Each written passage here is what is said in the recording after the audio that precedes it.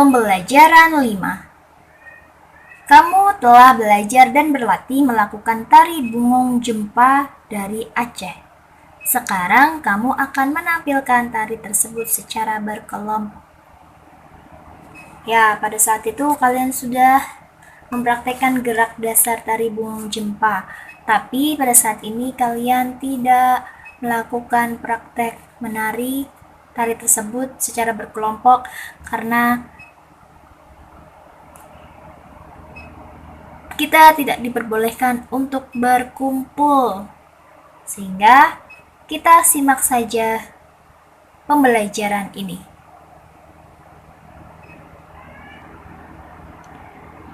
Ya, tari Bungong Jempa dilakukan secara berkelompok. Sebelum kamu melakukan penampilan tari Bungong Jempa, diskusikan secara berkelompok keterampilan yang harus dilakukan ketika menari. Ya, keterampilan yang harus dilakukan ketika menari adalah 1. Memiliki keterampilan teknis gerak, mencakup atau meliputi kemampuan menghafal urutan gerak, kemampuan olah tubuh, kemampuan mentaati gaya tari dan kelenturan. 2. Memiliki kepekaan musikal, yaitu kepekaan dalam menyelaraskan ritme gerak tubuh dengan ritme musiknya atau menyelaraskan ritme gerak dengan penari lainnya. 3. Mampu menghayati dan mengekspresikan karakter peran dan karakter tari. Ya, jadi keterampilan dalam menari itu luar biasa ya. Seperti ini. Memiliki keterampilan teknis gerak, memiliki kepekaan musikal, dan mampu menghayati karakter tariknya itu sendiri.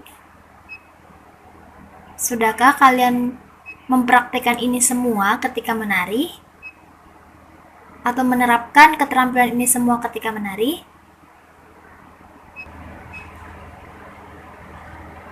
Ya, pada saat teman kalian tampil di depan, ya, seringkali ibu sarankan untuk memberikan apresiasi atau penilaian. Masih ingat ya? Iya. Baik, kita lihat di sini. Apresiasi penampilan tari Bungong Jempa. Artinya apa? Ya, kalian akan mengapresiasi penampilan. Jadi seperti menilai, ya. Oke, kita lihat misalnya ada suatu kelompok maju atau tampil. Nah, apa saja hal yang sudah dilakukan dengan baik? Gerakan. Hal yang masih perlu ditingkatkan? Ekspresi. Sarannya, tingkatkan kembali ekspresi.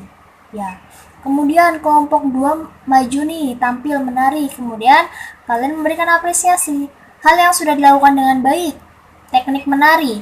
Hal yang masih perlu ditingkatkan, penghayatan. Sarannya, tingkatkan kembali penghayatan.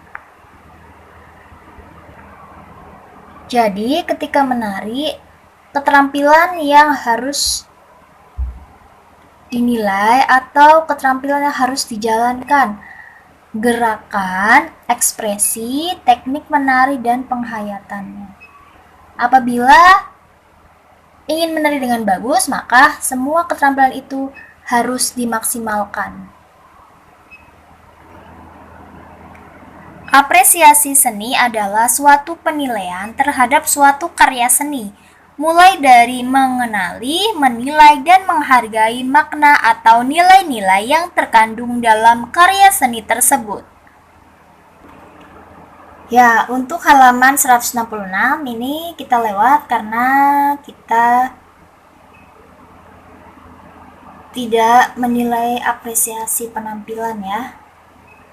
Karena tidak ada yang praktek. Kamu telah mengenal tentang keragaman sosial dan budaya pada pembelajaran sebelumnya. Sekarang kamu akan menulis tentang keragaman sosial dan budaya yang ada di provinsimu. Di sini saya akan memberi contoh. Provinsi saya adalah Jawa Timur. Pakaian adat Jawa Timur disebut mantenan.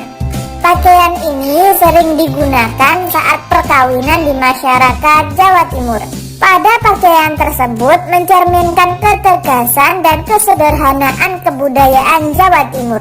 Model baju pria dan wanita memiliki warna dasar hitam dan terbuat dari bahan beledu. Selain itu, ada penutup kepala yang dipakai atau odeng. Silahkan kalian tulis keragam sosial dan budaya yang ada di provinsimu. Sebelum menulis, kamu dapat melakukan wawancara kepada masyarakat sekitar, misalnya teman, guru, dan orang tua. Selain itu, kamu juga dapat melengkapi hasil wawancara kamu dari berbagai sumber bacaan, seperti buku perpustakaan, surat kabar, atau berbagai sumber dari internet. Selamat mengerjakan.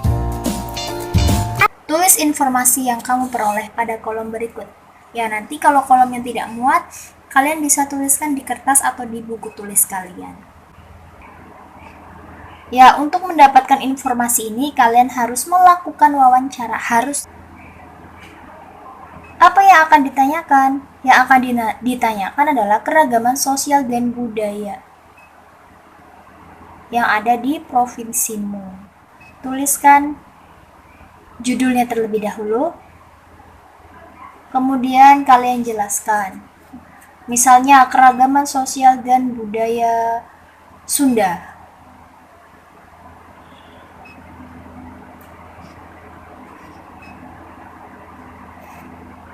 Setelah dijelaskan,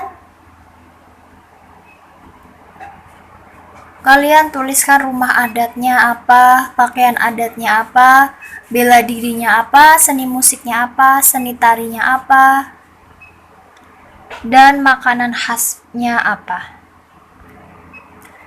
Ya, Ibu contohkan di sini. Ibu contohkan di Provinsi DKI Jakarta. Jangan sama ya, kalau kalian Provinsi Jawa Barat. Ini hanya untuk contoh. Keragaman sosial dan budaya Betawi, ini judulnya ya. Kemudian dijelaskan, Betawi merupakan etnis yang kaya akan keragaman budaya, bahasa, dan kultur. Warna-warni ini membawa aneka persepsi, tafsiran, dan pemahaman tentang Betawi, baik dari segi penduduk asli, kultur, maupun kebudayaan. Bahkan ada yang berpendapat bahwa penduduk Betawi itu majemuk, artinya mereka berasal dari percampuran darah berbagai suku, bangsa, dan bangsa asing. Rumah adat. Rumah adat asal Betawi ini bernama rumah kebaya. Pakaian adat.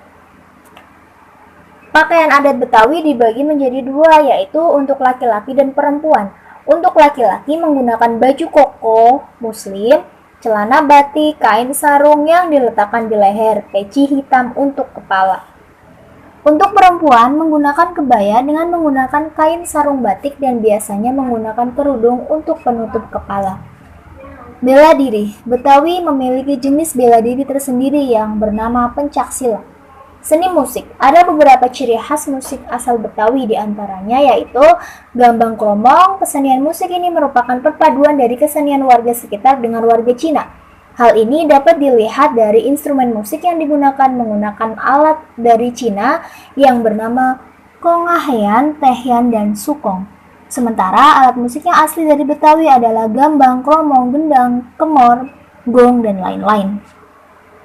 Seni tari. Seni tari yang berasal dari Betawi diantaranya yaitu tari topeng. Tari ini dikenal sebagai tari tradisional asal Betawi dalam topeng Betawi. Para penari memakai topeng dan bercerita lewat seni gerak. Kini, tari topeng Betawi sudah banyak dikembangkan di Jakarta sehingga tarian ini pun semakin beragam. Makanan khas Betawi. Makanan khas Betawi antara lain kerak telur, kue rangi, kue ongol-ongol.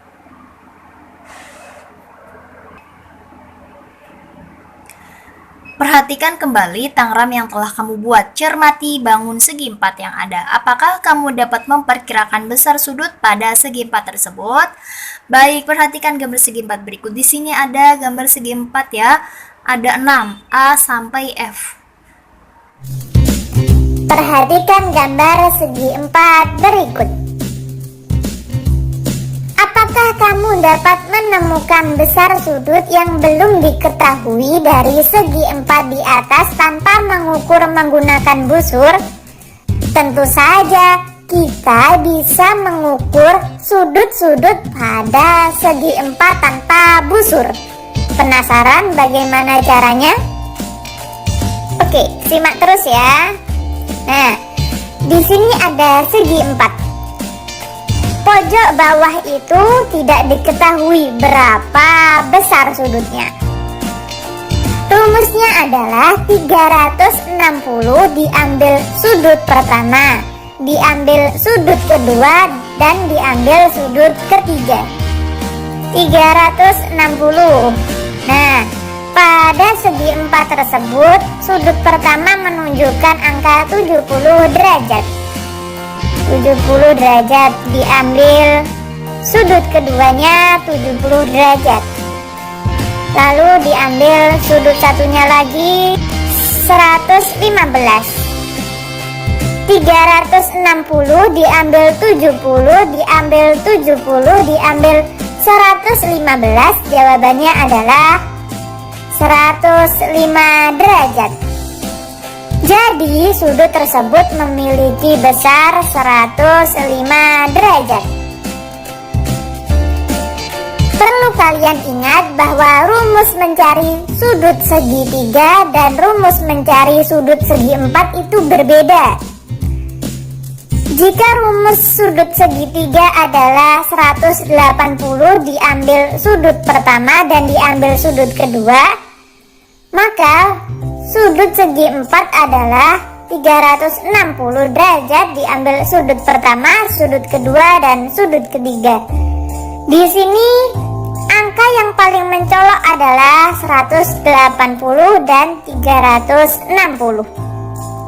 Ingat ya, kalau mencari sudut segitiga, patokannya adalah 180. Sedangkan ketika mencari sudut segi 4, patokannya adalah 360.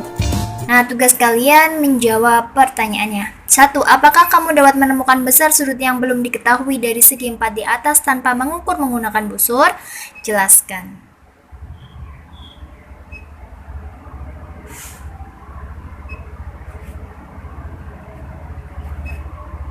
Nah, Ibu jelaskan di sini. Kalau yang tadi, jumlah sudut dalam segitiga itu 180 derajat. Tetapi dalam segi 4, ya, jumlah sudut pada segi 4 adalah 360 derajat. Ingat ya, 360 derajat. Berarti kalau 3 sudutnya sudah diketahui, tinggal satu sudut yang belum diketahui. Caranya adalah 360 derajat dikurangi jumlah ketiga sudut yang diketahui. Itulah hasil dari sudut yang belum diketahui. Ya, nomor 2, bagaimana cara menentukan besar sudut tersebut? Ya, tadi Ibu sudah jelaskan. Jadi 360 dikurangi jumlah ketiga sudut yang diketahui. Ya, kalian hitung besar sudut yang belum diketahui.